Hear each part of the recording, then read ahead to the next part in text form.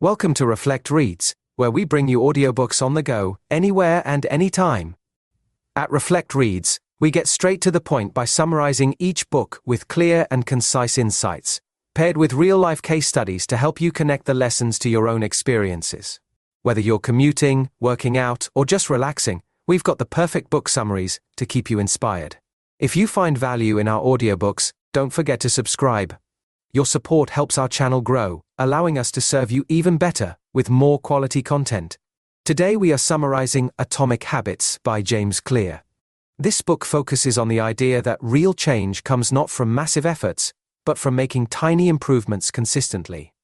Clear introduces the concept of atomic habits, which are small habits that compound over time, leading to significant results.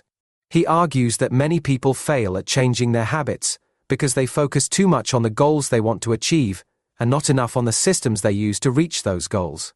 Instead of obsessing over outcomes, Clear suggests that you focus on building systems that support the habits you want to develop.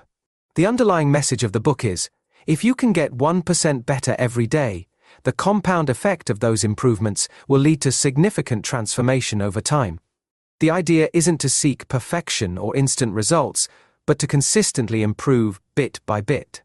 Real-life example: imagine a student who struggles with studying. Instead of trying to cram for 8 hours the night before an exam, they can build a habit of studying for just 15 minutes every day.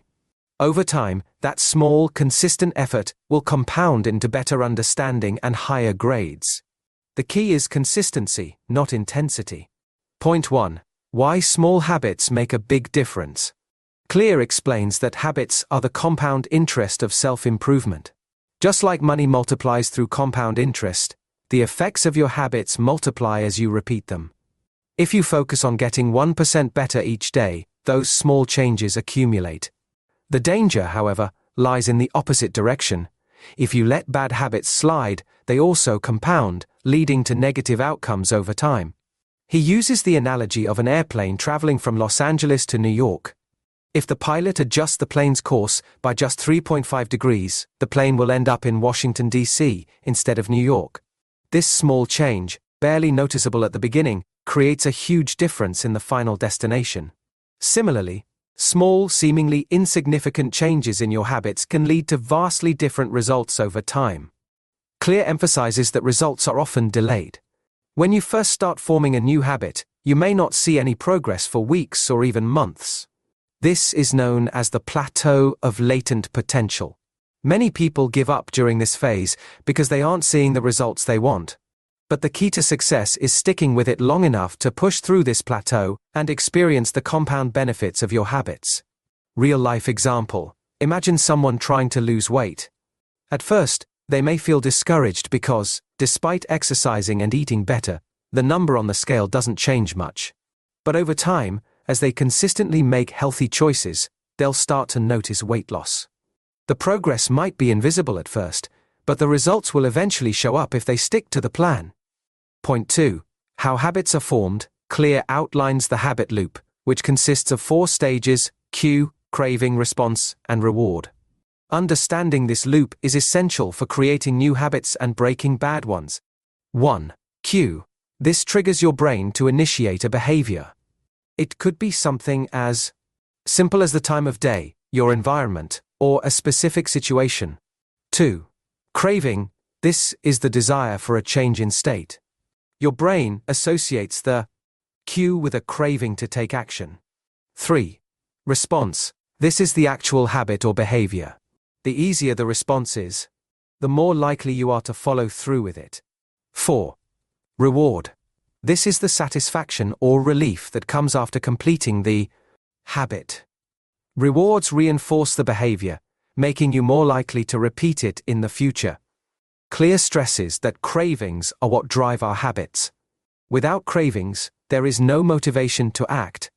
For example, a smoker doesn't just crave a cigarette, they crave the relief and relaxation that comes with smoking. If you want to create a new habit, you must figure out how to attach a craving to it. Real-life example: think of brushing your teeth. The cue might be finishing breakfast. The craving is to feel clean and fresh.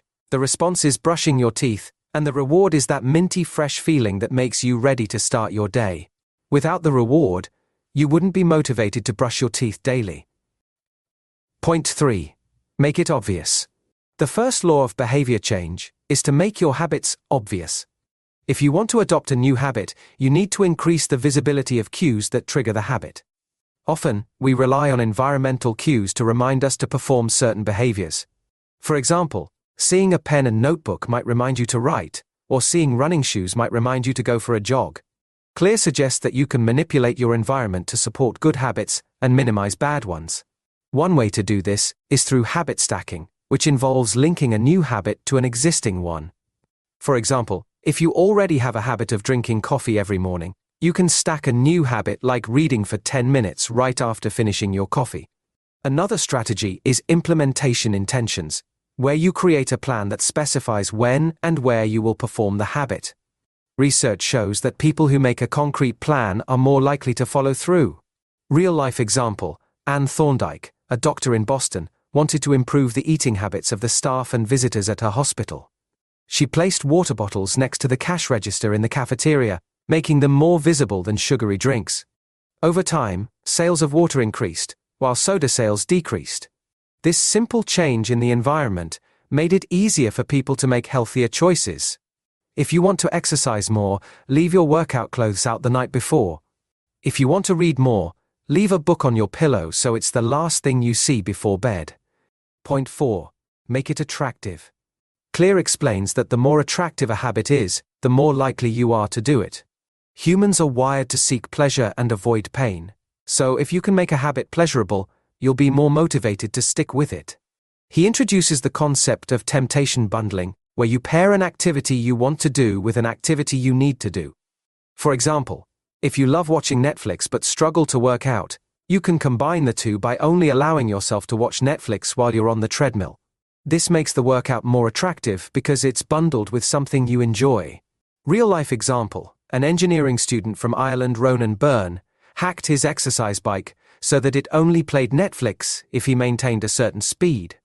By bundling his love of Netflix with his need for exercise, he was able to turn a dreaded activity into something he looked forward to. Another strategy is to surround yourself with people who have the habits you want. Humans are social creatures, and we tend to imitate the behaviors of the people around us.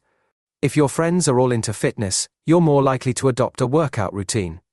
If your colleagues take short breaks to meditate during work, you might pick up that habit as well. Point 5. Make it easy. The third law of behavior change is to make the habit easy. If you want to build a habit, you need to reduce the amount of friction in your life. The easier the habit is, the more likely you are to do it.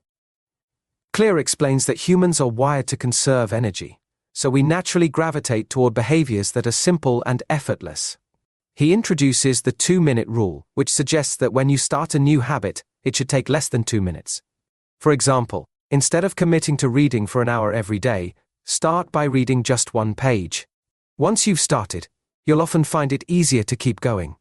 Another strategy to make habits easier is called automation. Clear advises using technology to automate as many good habits as possible. For example, setting up automatic bill payments or using an app to track your steps removes the effort required to maintain these habits. Real-life example, Professor Jerry Uselman at the University of Florida divided his photography students into 2 groups. One group was graded based on the quantity of photos they produced, and the other on the quality of a single photo. At the end of the semester, the group that focused on quantity produced better work because they had more practice. This illustrates that repetition, even if it's imperfect at first, leads to mastery over time. Point 6. Make it satisfying. Clear explains that if a habit feels satisfying, you're more likely to stick with it. However, many good habits, like eating healthy or exercising, don't provide immediate rewards, making them harder to maintain. Bad habits, on the other hand, often offer instant gratification, which is why they can be so difficult to break. To overcome this, Clear suggests attaching immediate rewards to your good habits. For example, if you're trying to save money, you can create a visual reward system by putting money in a jar every time you avoid eating out. The act of physically seeing your savings grow makes the habit more satisfying, even if the long-term rewards are delayed. Real-life example: Stephen Luby, a public health researcher, worked in a poor neighborhood in Karachi, Pakistan, to reduce the incidence of diarrhea in children.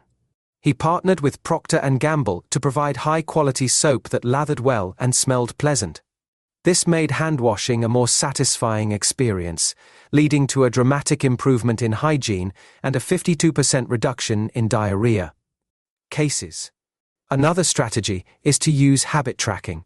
By visually tracking your progress, you create a sense of accomplishment that reinforces the behavior.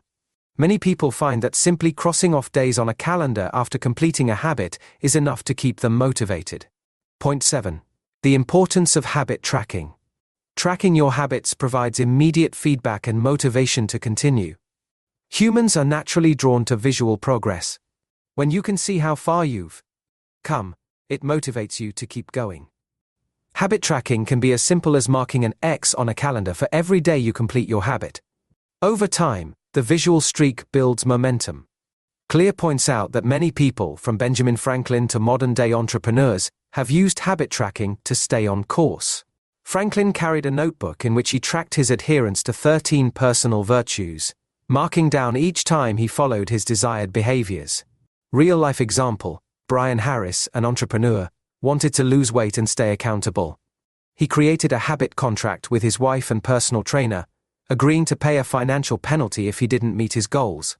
If he failed to track his food intake, he had to pay his trainer $100, and if he didn't weigh himself, he owed his wife $500. This created an immediate consequence for failure, motivating him to stick to his habits. To compile everything discussed in the books in short paragraph as follows. Atomic Habits emphasizes that long-term success is a result of the small habits we perform daily. By focusing on making tiny improvements consistently over time, we can experience the compound effects that lead to massive transformation. The key to lasting change is not radical overhauls, but making habits obvious, attractive, easy, and satisfying. Clear encourages readers to take control of their environment, track their progress, and stay patient through the plateau of latent potential. Remember, it's not about perfection, it's about continuous improvement. If you found this summary helpful, please like, share, and subscribe to our channel. Until next time, and thank you.